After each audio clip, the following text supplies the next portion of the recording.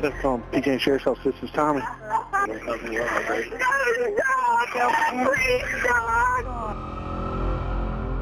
Has he got a weapon? Yes. What kind of weapon does he have? He has a pistol. Is he in the room with your 3-year-old son? Yes, he just made my son down on me.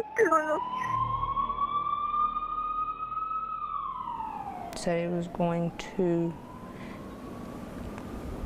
hurt me like I hurt him. He was gonna kill Jesse and kill himself. He put Jesse on the phone, made Jesse help me. Said, Mom, I'm gonna die tonight. And I told him that I loved him and that would be okay.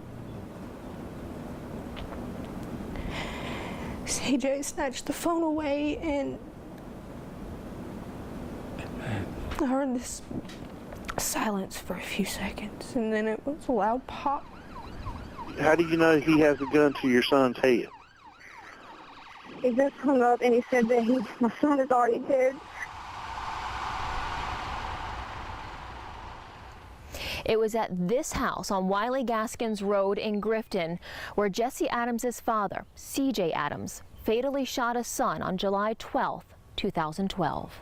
When we got there, it was very apparent from the beginning that something bad had in fact taken place. Pitt County Sheriff's Deputy Mason Paramore was one of the first on the scene.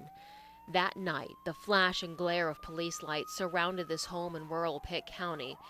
And during her 911 call and then the shooting, deputies had kept Christy about a mile down the road in her car, just waiting. And it seemed like forever, waiting.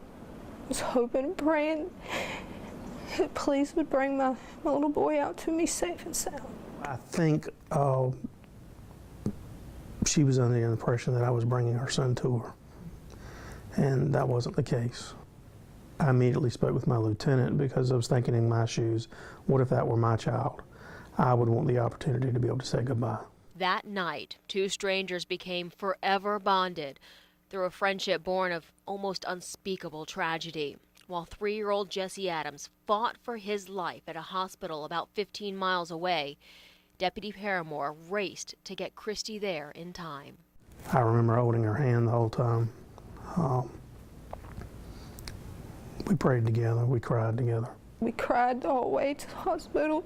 You prayed with me. Unfortunately, we didn't make it in time. We were about 5 minutes late, so. And they said he didn't make it. Right then and there, I fell. I couldn't breathe. I couldn't think.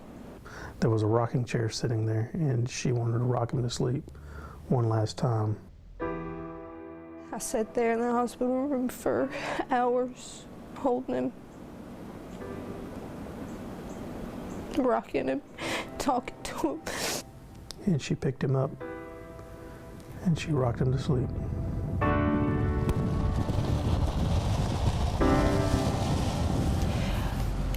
When Jesse died, I promised him that his name was not going to die in vain. And if I could save one person, one kid from having to go through it, one family from having to feel the pain that we feel, then it would all mean that much more. He would have died for something instead of anger and hate.